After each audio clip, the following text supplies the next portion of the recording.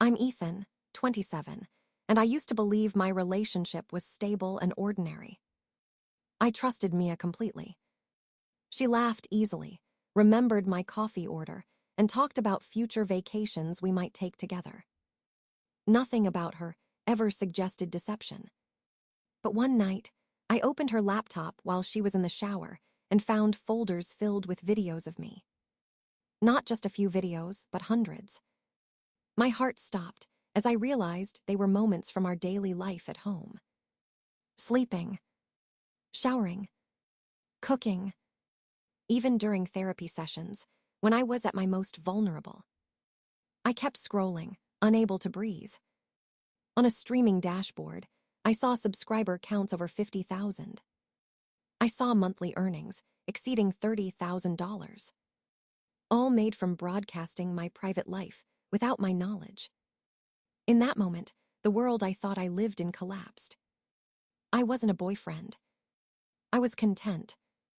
I didn't wait until the next morning. The moment Mia stepped out of the bathroom, wrapped in a towel and humming like nothing was wrong, I confronted her. My voice was shaking, and I could barely look at her without feeling sick. I asked her what the videos were, why there were hundreds, how long this had been going on, and why she never said a word. She froze for a second, then sighed as if I had just asked something trivial. She walked right past me, sat on the bed, and casually started rubbing lotion on her arm while answering. She told me she had been recording for 8 months.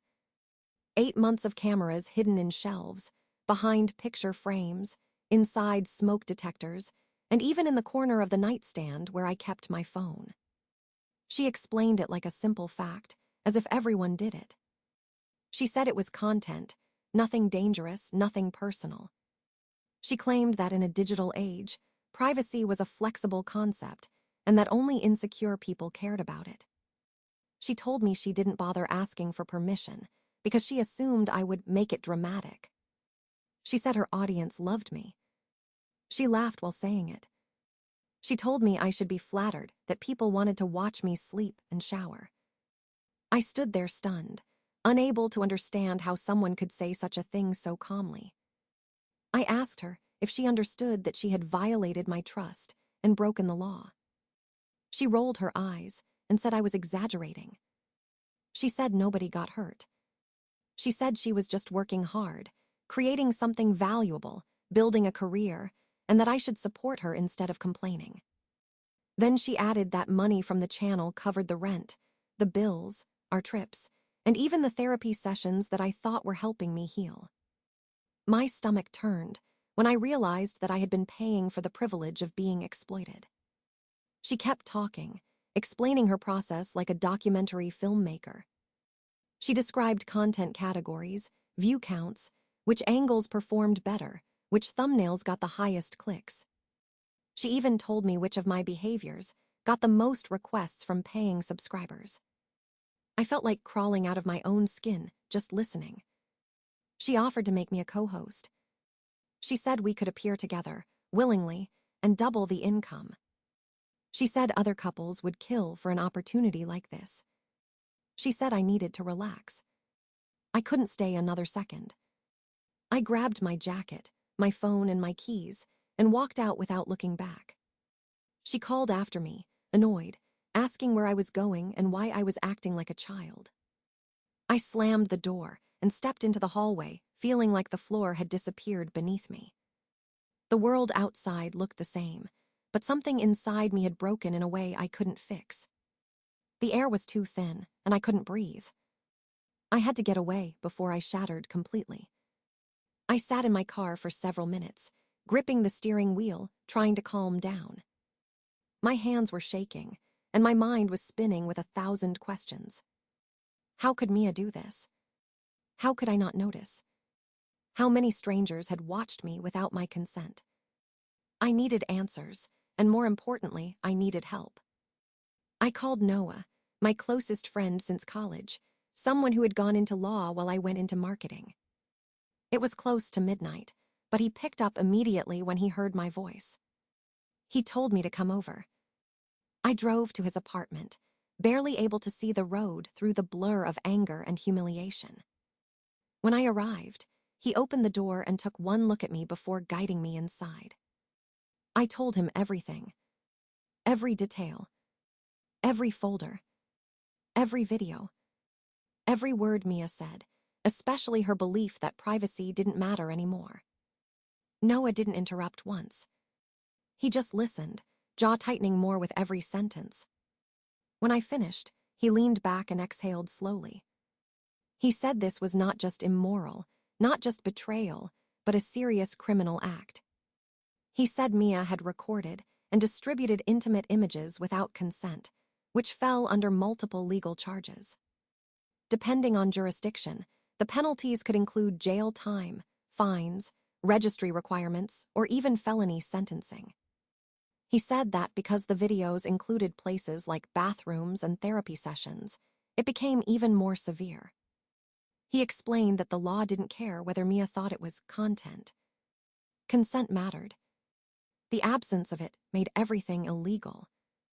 He also said that because the platform was generating income and subscriptions were being monetized, there was an additional layer: commercial exploitation of private images. He stood up and went to his desk. He started writing a statement for me, drafting the foundation of a legal complaint. He told me that the time stamps on the files, the subscriber data, the payment dashboards, and the physical placement of cameras all counted as evidence. He said we needed screenshots.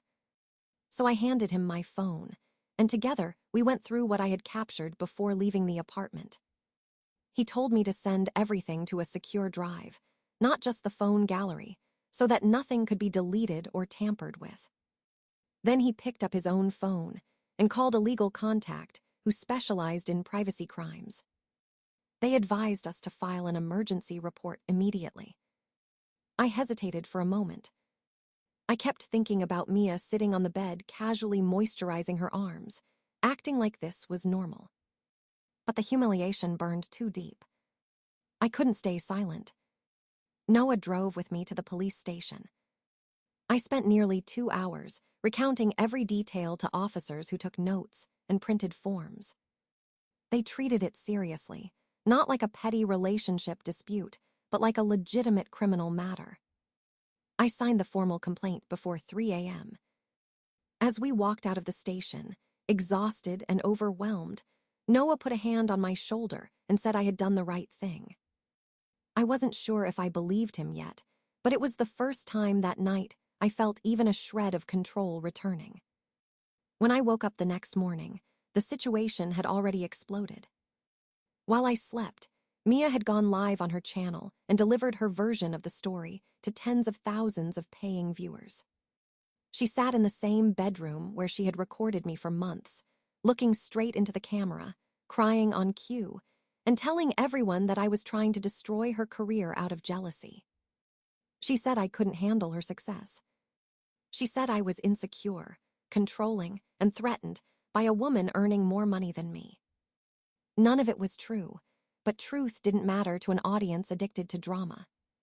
She even told viewers that I had stormed out over a small misunderstanding, framing herself as the real victim. Clips from the live stream began circulating within hours. Noah sent me links, screenshots, and comments that were already piling up on social media. Some people were calling me abusive. Others were applauding Mia for standing up to the toxic boyfriend. But then things began to shift. Because in her panic to defend herself, Mia kept talking. She bragged about how long she'd been filming. She laughed about how I didn't know. She said her viewers loved seeing the raw and unfiltered reality of our lives. She said that I didn't understand the industry. What she didn't realize was that the live stream itself was becoming evidence.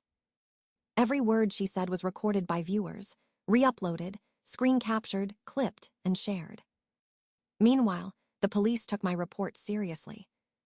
Detectives went to the apartment with a warrant and confiscated her devices. They found cameras hidden in multiple rooms, exactly where I remembered. They seized her laptop, her phone, her external drives, and even the cloud storage linked to her streaming account. Later that afternoon, I sat in a small conference room at the precinct and read part of the evidence inventory. 892 videos. An entire digital archive of my private life. Some recordings were harmless, like cooking or watching TV. But many were not. There were recordings of me in the shower, videos of me changing clothes, clips pulled from therapy sessions when I broke down talking about childhood trauma.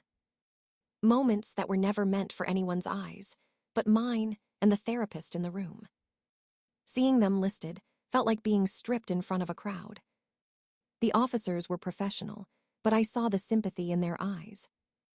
They told me Mia's live stream had been incredibly incriminating. She had essentially admitted everything on camera in front of thousands of witnesses. They also told me several viewers had already come forward, submitting their screen recordings as evidence. The case was moving faster than anyone expected. That night, I received text messages from Mia. She was furious. She accused me of betrayal. She said I had ruined her life and destroyed everything she had worked for. She said I was weak for involving the police instead of handling this like adults. Her messages alternated between tearful apologies and vicious insults. I didn't respond. There was nothing left to say. She had turned our relationship into content, into product, into a revenue stream she could monetize without hesitation. Now the consequences were unfolding in real time, and she still refused to understand that what she had done was not ambition, it was a crime. The backlash didn't just come from strangers online. By the next day, Mia's family had joined the battle. Her mother called me first, leaving a voicemail filled with disappointment and thinly veiled threats. She said I was ungrateful. She said Mia had supported me financially and emotionally, and this was how I repaid her. She claimed that recording in the home wasn't a crime, but a relationship misunderstanding.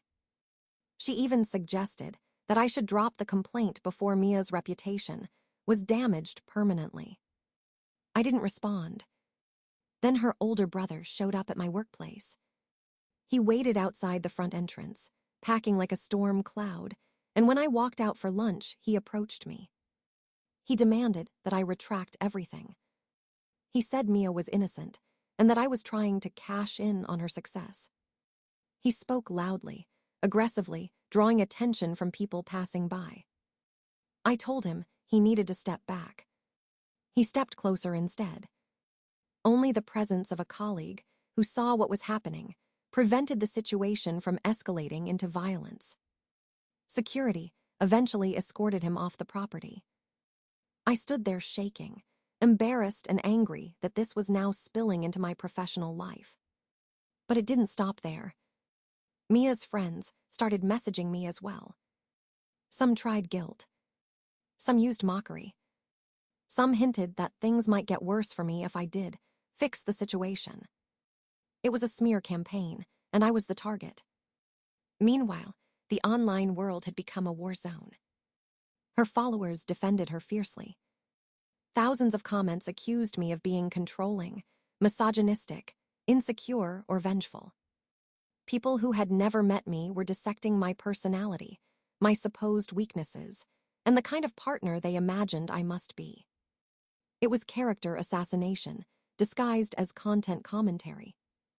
But slowly, another side of the internet began speaking up.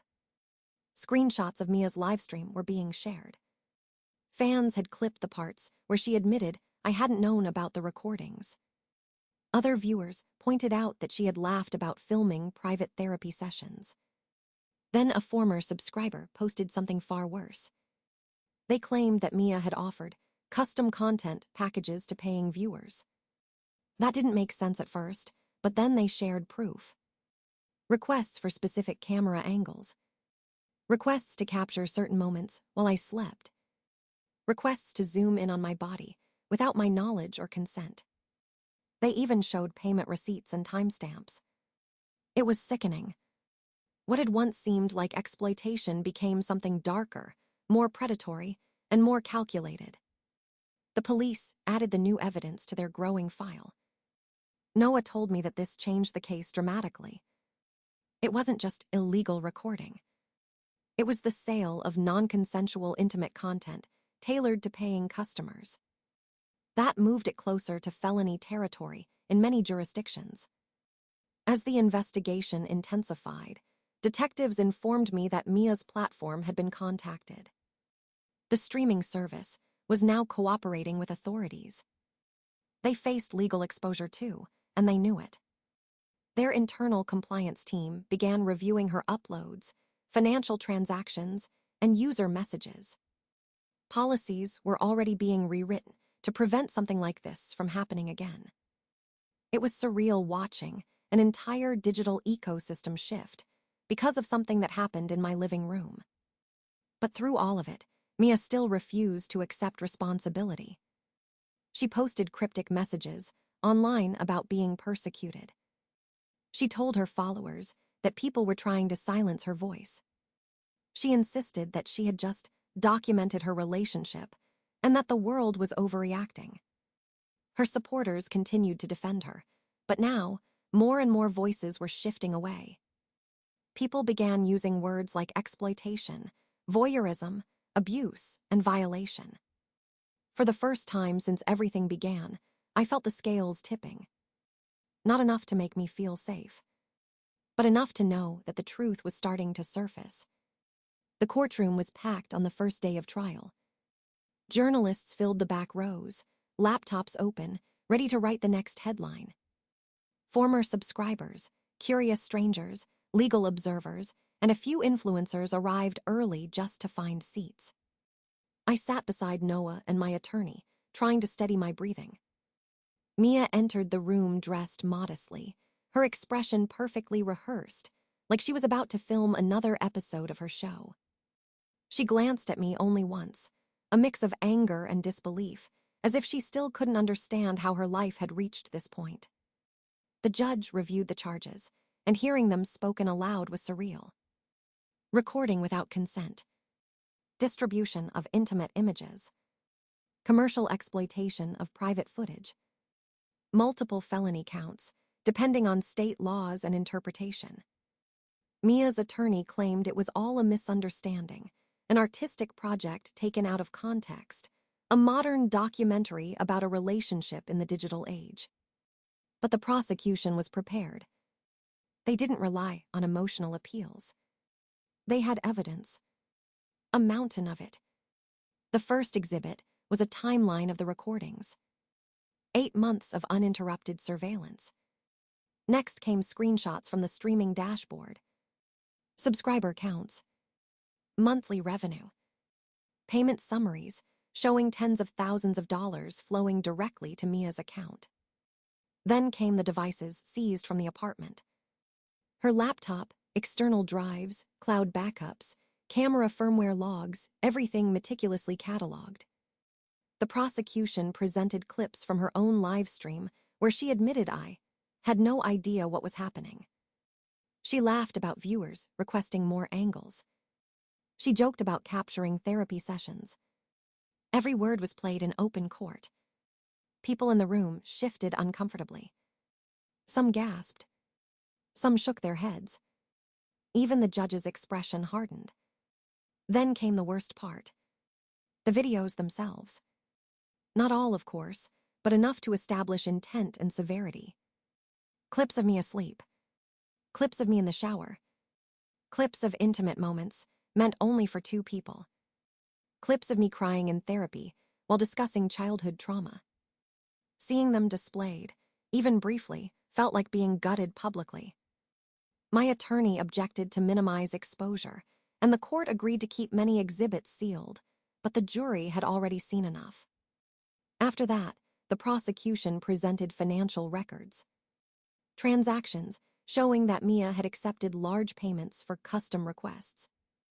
Logs from her private messages with subscribers were read aloud. Requests for specific close-ups. Requests for additional footage late at night.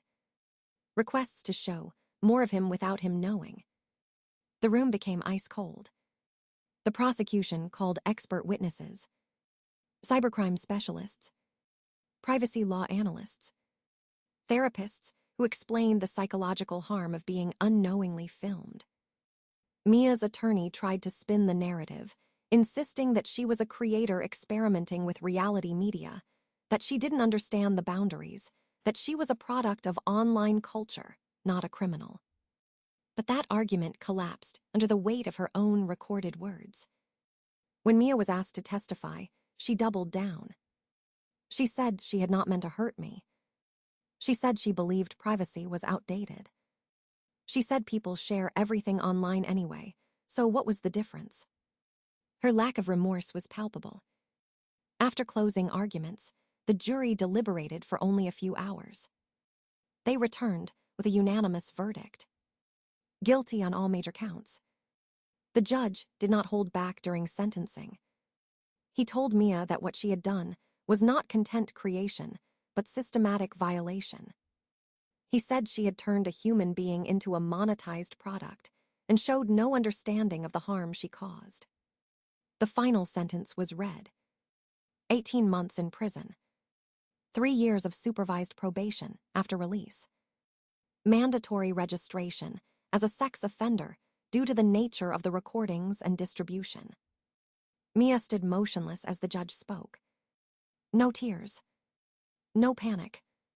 Just disbelief, like she genuinely could not comprehend how digital content could result in real consequences.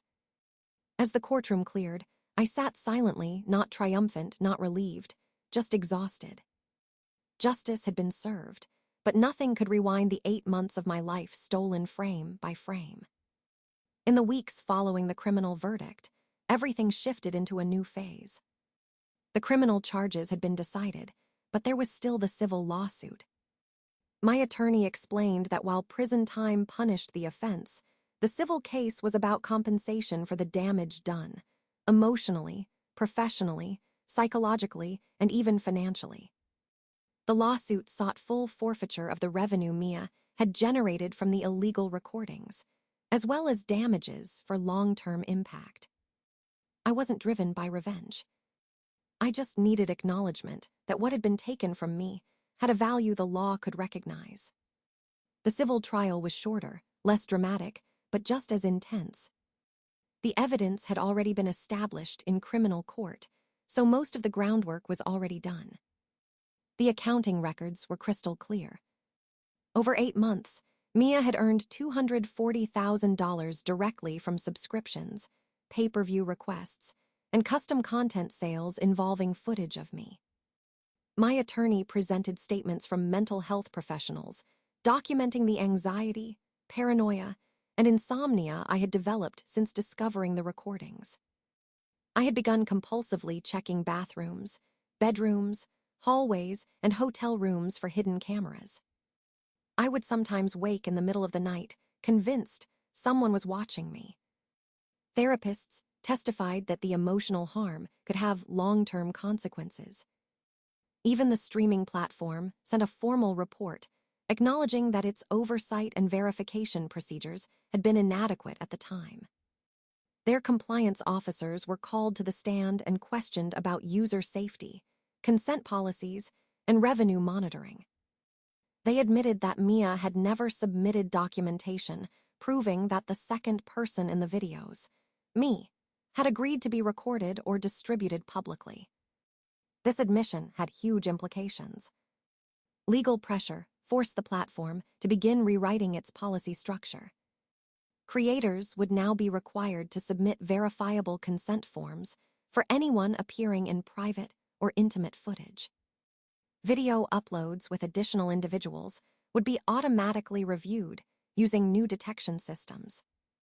The platform wanted to avoid lawsuits, regulation, and public scandal, and my case had pushed them into immediate action.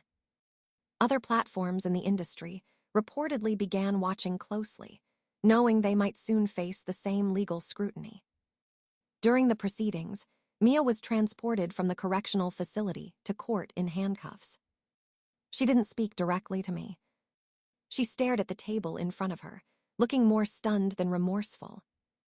It was as if she still believed this was just another temporary setback, something that could be edited away like a bad stream. Her family attended again. They glared at me from across the courtroom, whispering angrily among themselves. But none of them could undo the evidence or the damage. Their pressure, threats, and aggressive defense only made the situation worse for Mia. My attorney explained that their actions had even drawn attention from investigators, who were now evaluating whether they had interfered with an ongoing case. Some of them were later contacted for questioning. Meanwhile, several of Mia's closest associates who had helped manage uploads, schedules, or marketing also faced legal exposure. Even if they hadn't understood the legality, they had participated in distributing non-consensual material. Some accepted plea deals to avoid charges.